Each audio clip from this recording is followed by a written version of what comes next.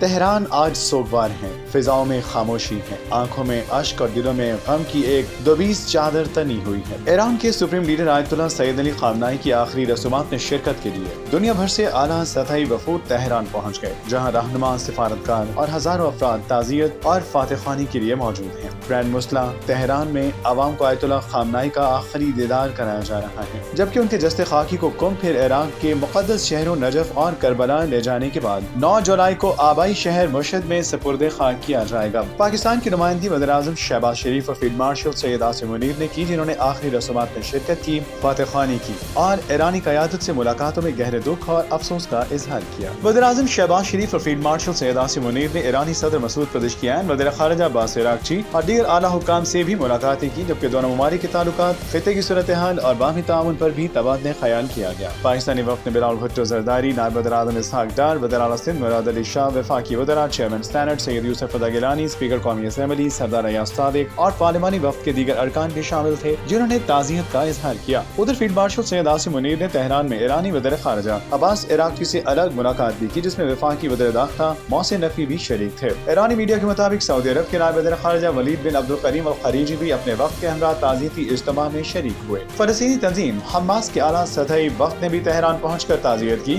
وفد میں اسماعیل درویش، موسیٰ ابو مرزوق، ظاہر جبارین، باسم نعیم اور ڈاکٹر خالد قدومی سمیت دیگر رہنما شامل تھے۔ افغانستان کی عبوری حکومت کے نائب وزیر اعظم ملا عبدالغنی برادر اور وزیر خارجہ امیر خان متقی نے بھی تعزیتی اجتماع میں شرکت کی، جبکہ غیر ملکی میڈیا کے مطابق طالبان مخالف رہنما احمد مسعود بھی تہران پہنچے اور تعزیت کا اظہار کیا۔